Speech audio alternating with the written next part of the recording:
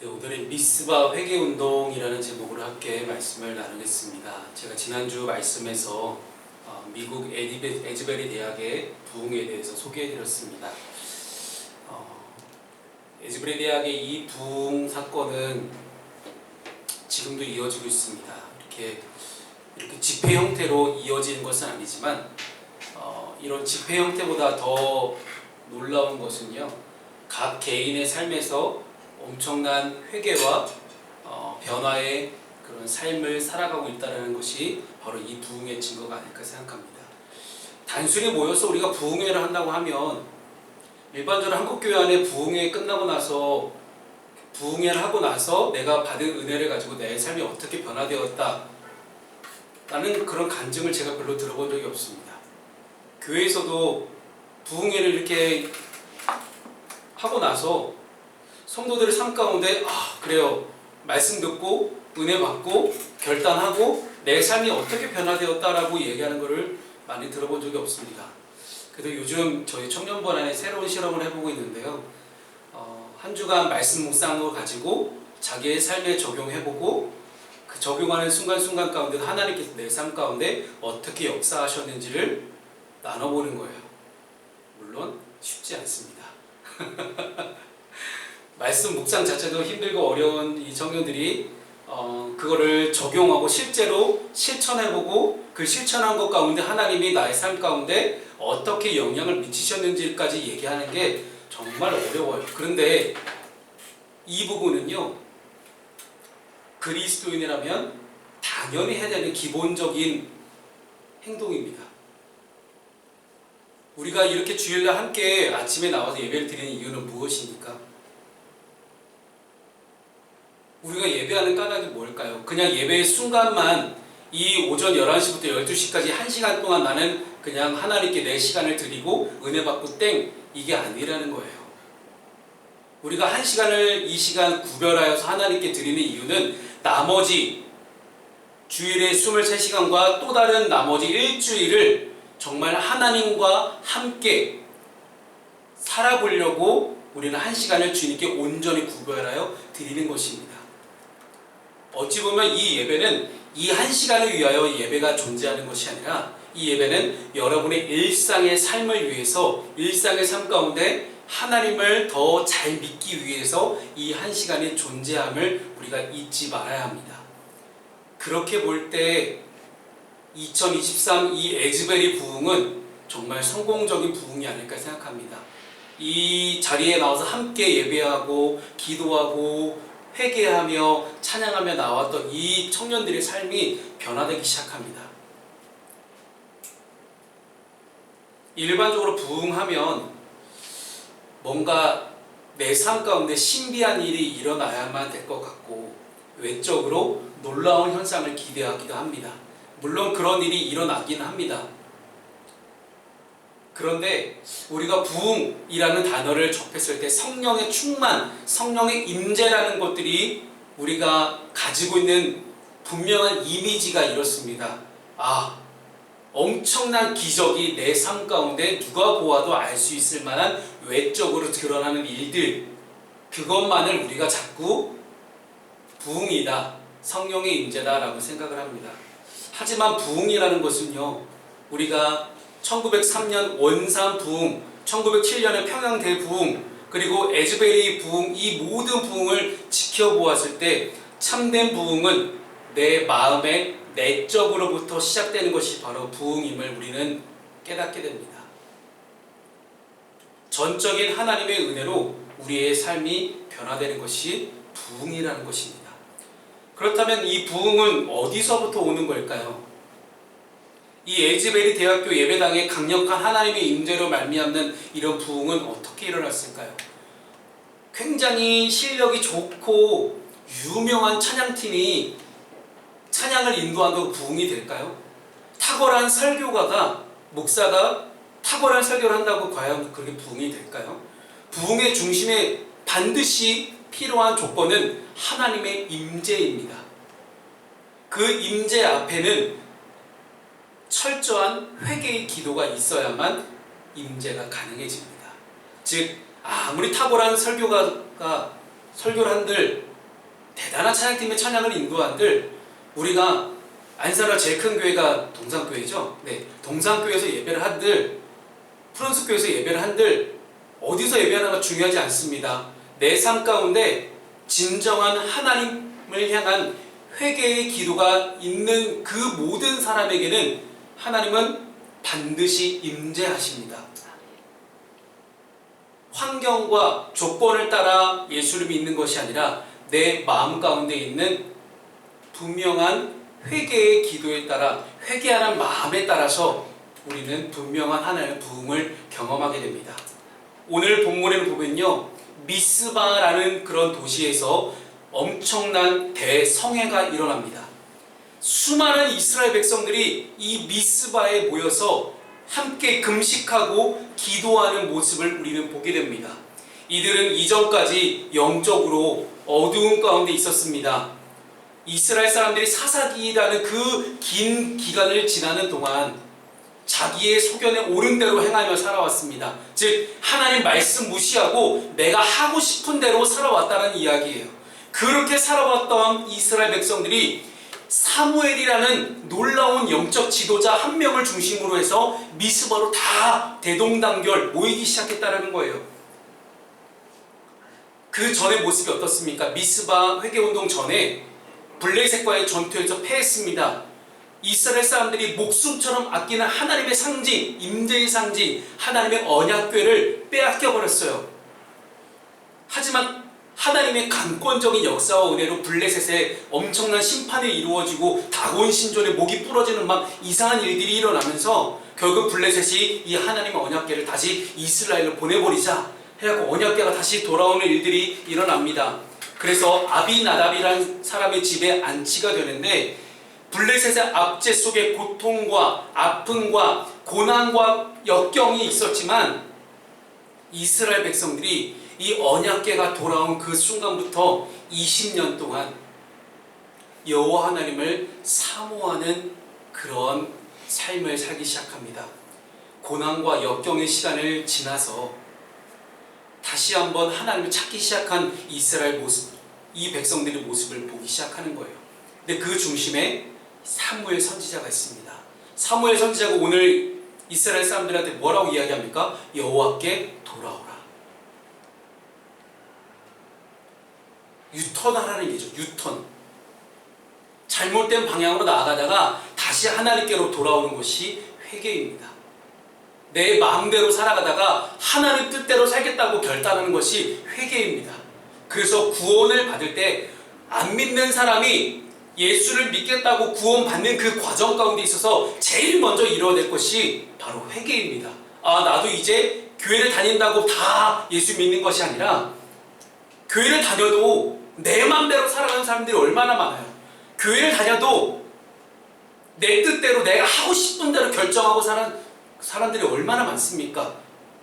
그럼 진정한 회개가 이루어지지 않았다는 거예요. 진정한 회개가 이루어지지 않았으니 구원의 시작도 못한 겁니다.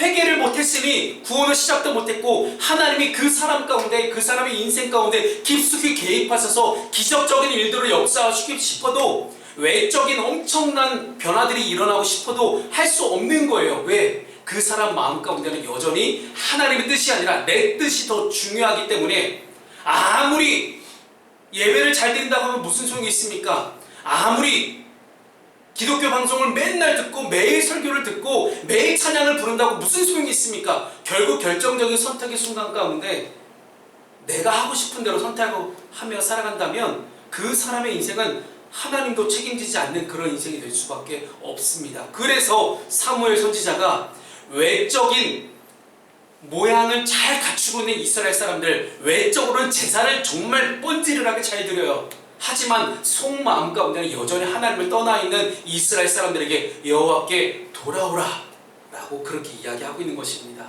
하나님은 회개하는 모든 백성들을 사랑하십니다. 회개하고 돌아오기만 하면 내가 받아줄게. 회개하고 돌아오기만 하면 늦지 않았어, 지금이라도 돌아와라 라는 그런 이야기를 하나님 우리에게 전하고 계신 것입니다. 그래서 오늘 본문의 말씀을 통해서 여호와 하나님께 돌아가기 위해서 우리가 어떻게 해야 되는지, 진정한 회개는 무엇이 반드시 수반되어야 되는지 말씀을 통해 함께 살펴보기를 소망합니다. 첫 번째는 모든 우상을 제거해야 됩니다. 가장 중요한 말씀이 오늘 본문의 3절 말씀이에요. 1번, 2번 다 3절 말씀만 읽도록 하겠습니다. 3절 시작. 사무엘이 이스라엘 온 족속에게 말하여 이르되 만일 너희가 진심으로 여호와께 돌아오려거든 이방 신들과 아스타롯을 너희 중에서 제거하고 너희 마음을 여호와께로 향하여 그만에 섬기라. 그리하면 너희를 블레셋 사람의 손에서 건져내시리라. 아멘. 모든 우상을 제거하라고 말씀하십니다. 사무엘은 이방 신들을 제거하라고 하는데 이방 신들 중에 대표적인 것이 바알과 그리고 아스타롯이에요.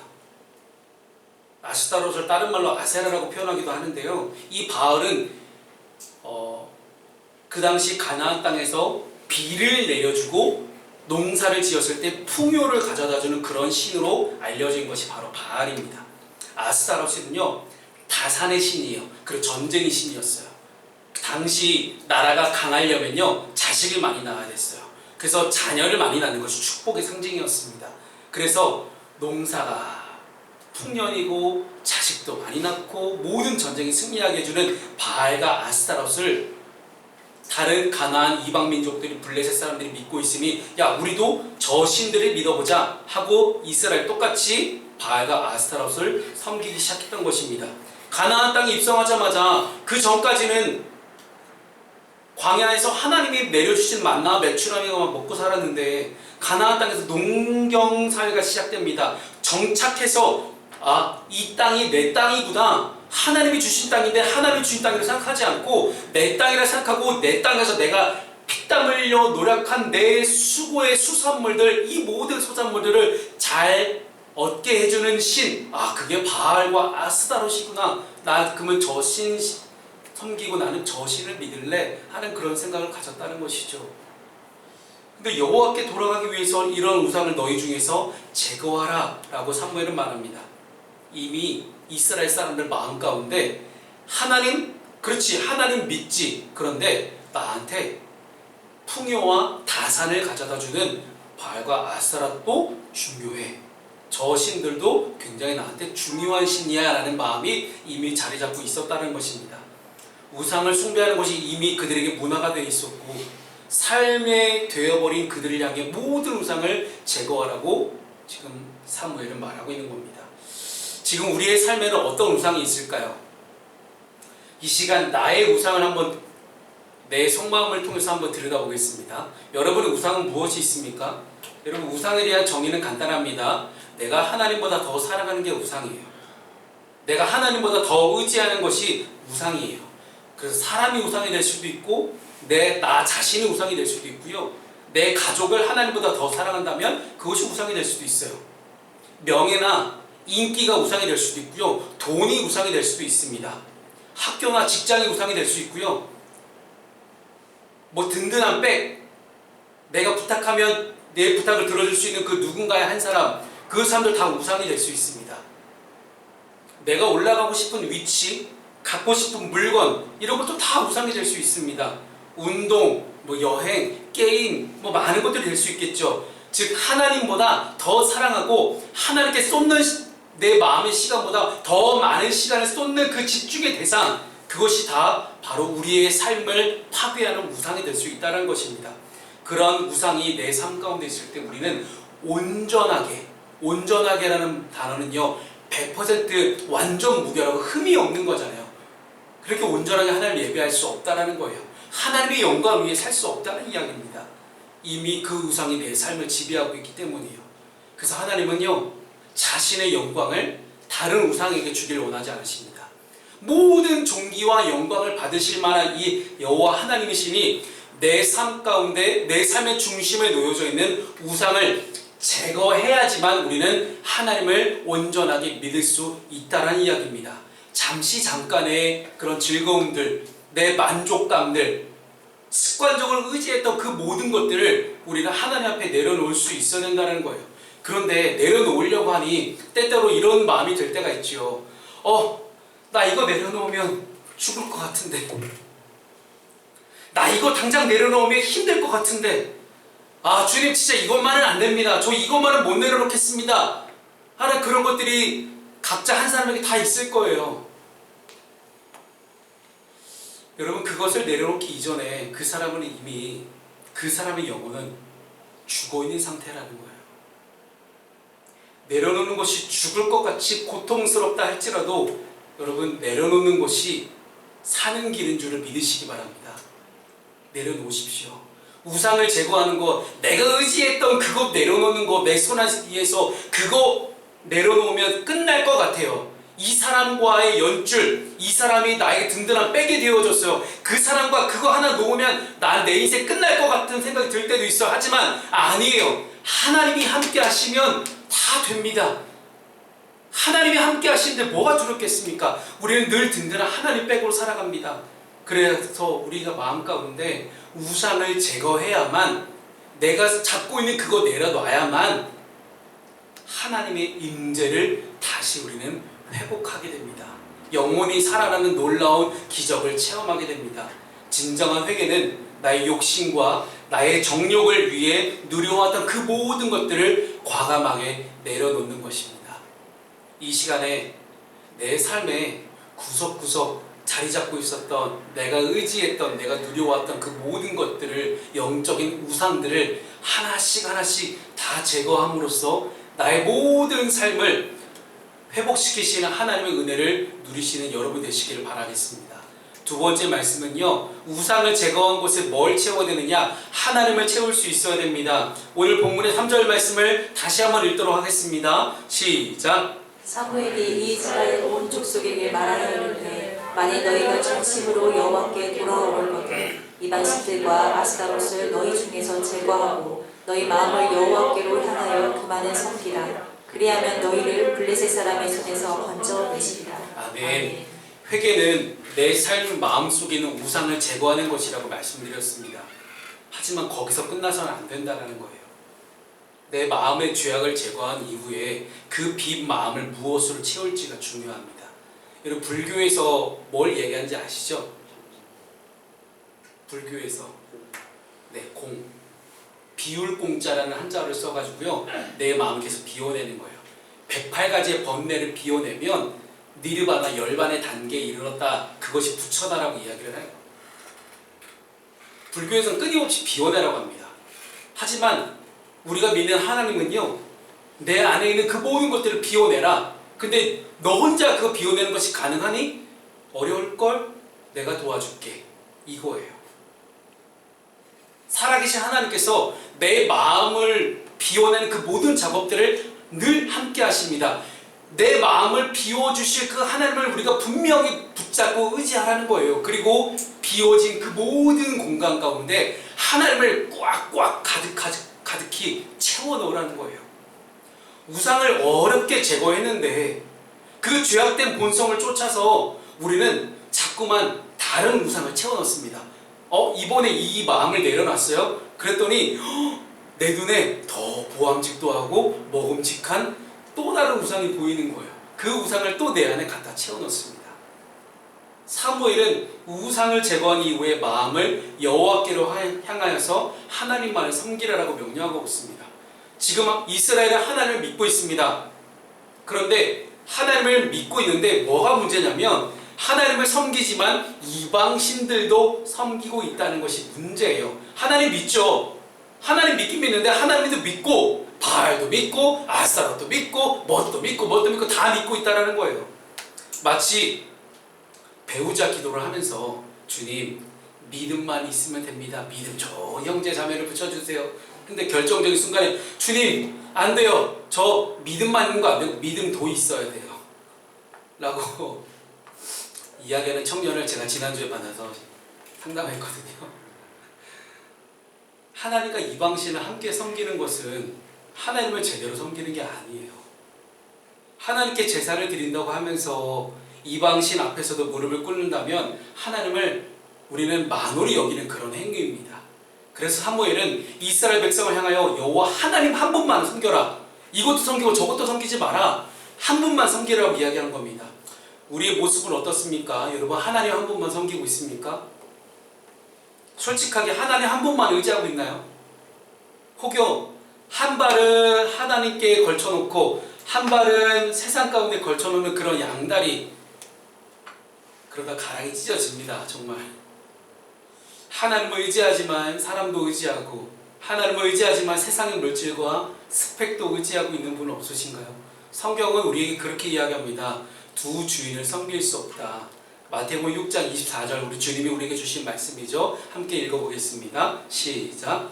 한 사람이 두 주인을 섬기지 못할 것이니 혹 이를 미워하고 저를 사랑하거나 혹 이를 중히 여기고 저를 경히 여김이라. 너희가 하나님과 재물을 겸하여 섬기지 못하느니라. 아멘.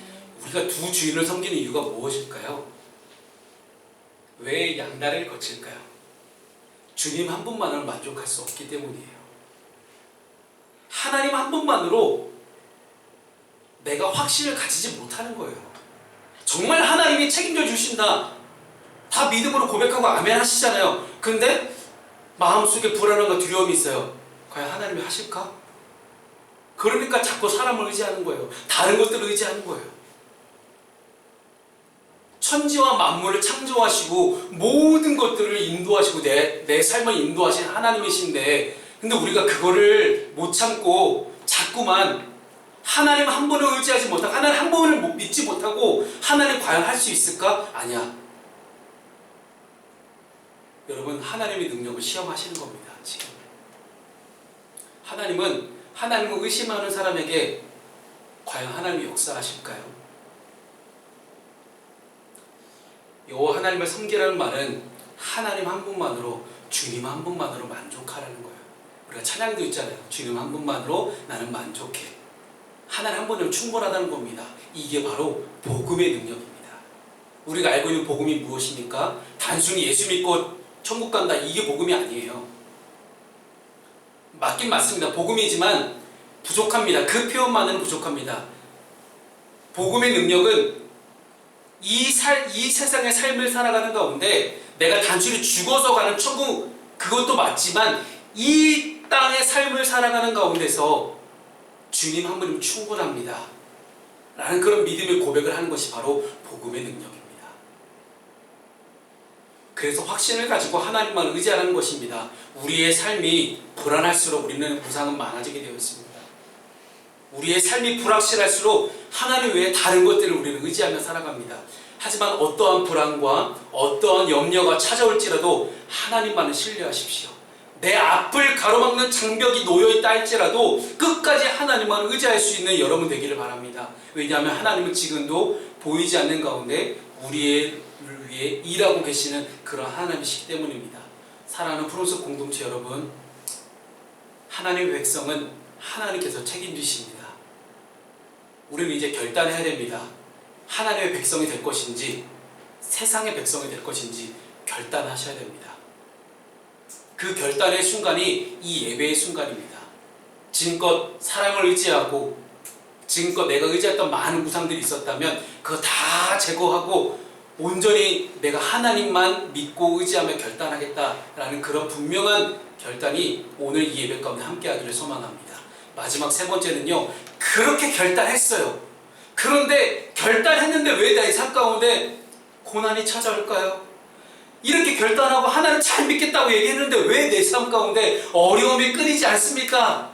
주님 미쳐버리겠습니다 라는 그런 고백을 하는 이스라엘 백성들의 모습을 보게 됩니다. 오늘 본문의 7절 말씀이죠. 함께 읽습니다. 시작. 이스라엘 자손이 미스바에 모였다 함을 블레셋 사람들이 듣고 그들의 군병들이 이스라엘을 치러 올라온지라. 이스라엘 자손들이 듣고 블레셋 사람들을 두려워하여. 아멘.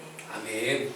사무엘이 이스라엘 백성들이 미스바에 모이겠습니다. 미스바에서 엄청난 부흥의 역사가 일어나기 시작합니다. 금식하고요, 기도하고요, 무릎을 길어서 이렇게 붓기도 하고요.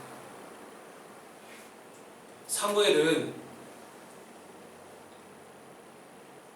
마지막 이스라엘을 향한 고별 설교에서도 사무엘상 12장에 나오는 말씀인데요, 너희를 위해서 기도하기를 쉬는 죄를 범치 않겠다라고 고백하는 사람이에요. 한평생 기도로 살아왔던 위대한 지도자가 이 사무엘입니다. 이스라엘 백성들을 위한 간절한 외침, 이스라엘 백성들을 향한 사무엘의 간절한 기도로 이 미스바 회개 운동이 시작되었습니다. 그래서 미스바 성회에서 물을 길어 여호와 앞에 붓는다라는 이 의식은요, 내 마음을 쏟아놓는다라는 그런 내 마음을 하나님께 온전히 내려놓는 그런 회개하는 마음을 뜻하는 것이 바로 물을 길어 쏟아놓는다는 그런 행위에 담겨져 있는 뜻입니다.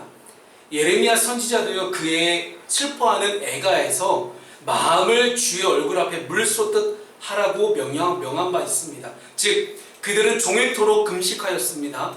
금식은 생명의 주권이 하나님께만 달려있는 줄을 믿고 고백하고 결연한 의지를 나타내는 그런 행동이에요. 이스라엘은 우리가 여호와께 범죄하였나이다 라고 그렇게 솔직하게 고백하기 시작합니다. 그들은 자신들이 하나님을 떠나서 우상을 섬기며 언약 백성답게 살지 못했다는 것을 깨달았어요. 그래서 이 죄의 심각성을 깨달았기 때문에 전심으로 회개하고 주님 앞에 나아갔던 것입니다. 그런데 그렇게 영적인 작업이 너무나 잘 이루어지고 있을 때 정말 우리 표현을 하면요, 지금 너무 성령 충만해서 뜨겁게 은혜 가운데 이 집회가 이루어지고 있는 그런 상황이에요. 근데 갑자기 나팔 소리가 울려 퍼집니다. 어떤 나팔 소리예요? 전쟁이 났다는 거죠. 블레셋이 쳐들어오기 시작했다는 거예요. 블레셋이 수많은 이스라엘 사람들이 미스바에 모여 있다는 얘기를 듣고 쟤네 이스라엘에 전쟁을 준비하는구나. 그럼 우리가 먼저 선제 공격을 하자 하고 그래서 쳐들어온 거예요. 얼마나 억울하겠어요. 이스라엘 백성들 입장에서는. 이스라엘 백성들은 사무엘의 이야기만 듣고 우리가 우상 숭배를 끊어버립시다. 이제 우리도 거룩하게 살아봅시다. 하나님 잘 믿어봅시다 하고 그렇게 모여서 기도했는데 갑자기 전쟁이 일어나요. 얼마나 황당하고 어이없겠어요. 이스라엘은 몹시 두려웠을 거예요. 왜? 전쟁을 위해서 모인 게 아니잖아요. 무기도 준비 안 했어요. 그냥 이 사람들은 기도하러 모인 거예요. 그래서 사무엘에게 찾아가서 기도를 요청하고 하나님께 구원해 주실 것을 간곡하게 요청하기 시작합니다. 여러분, 회개한다고 우리의 삶에 모든 문제가 사라지는 건 아닙니다. 내 안에 모든 악한 것을 제하고 오직 주님만 섬기겠다는 결심을 해도 사단 마귀는 언제나 우리를 공격할 준비를 하고 우리를 노려보고 있습니다. 그렇기 때문에 우리는 이 이스라엘 백성들처럼 낙심하지 않고 기도하며 나아갈 때 그 고난을 넘어서는 엄청난 축복과 은혜를 경험하게 됩니다. 그래서 우리가 이제 오늘 함께 읽은 이 본문 말씀 가운데 뭐라고 나옵니까? 10절 말씀 가운데 하나님께서 블레셋 사람들에게 우레, 즉 엄청난 번개와 폭풍으로 블레셋 사람들을 쫓아내셨다는 것을 말씀하고 있지 않습니까? 그렇게 하나님은 이스라엘 백성들, 아무런 전쟁 준비가 되어 있지 않은 이스라엘 백성들을 하나님의 방법으로 모든 고난을 해결하셨습니다. 여러분, 이것이 중요합니다. 고난 중에도 우리가 회개하고 하나님을 채웠음에도 불구하고 우리의 삶에 끊어지지 않는 그 고난의 문제가 있다 할지라도 그 고난 중에도 끝까지 하나님을 의지할 수 있는 우리 모두가 될 수 있기를 소망합니다. 말씀을 정리하겠습니다. 오늘 우리는 미스바 회개운동에 대해서 함께 말씀을 나눴습니다. 여러분, 회개는 무엇일까요? 회개를 한마디로 표현하면 하나님과의 관계를 회복하는 것입니다. 성경은 이것을 여호와께 돌아오는 것이다 라고 표현하고 있고요. 전심으로 여호와께 돌아오기 위해서 우리가 해야 될 일은 반드시 한 가지, 우상을 제거하는 일입니다. 우상이 단순히 우리 눈에 보이는 이방 신상이면 그냥 이방 신상 깨뜨려버리면 되잖아요. 하지만 내 마음 가운데 있는 우상이 제일 문제입니다. 내 마음 가운데, 생각 가운데 자리 잡은 부정적인 생각들, 일상생활에 발생하는 많은 죄악된 습관들, 게으름들, 이 모든 것들을 우리가 다 하나님과의 관계를 방해하는 것들입니다. 이 시간 우리가 함께 파송 찬양하고 기도하면서 이런 기도를 하나님께 했으면 좋겠습니다. 하나님, 지금 내가 하나님과의 관계에서 이 관계가 회복되려면 반드시 내 안에 가장 시급하게 제거해야 될 것이 무엇일까요? 하는 그런 기도를 드렸으면 좋겠습니다. 이렇게 기도를 했을 때 하나님께서는 내가 알지 못했던 많은 우상들까지도 우리에게 깨닫게 하시고 떠올리게 해주실 것입니다. 이 시간 함께 우리 파송 찬양하면서 정말 전심을 다해서 솔직하게 하나님께 나아갈 수 있기를 소망합니다.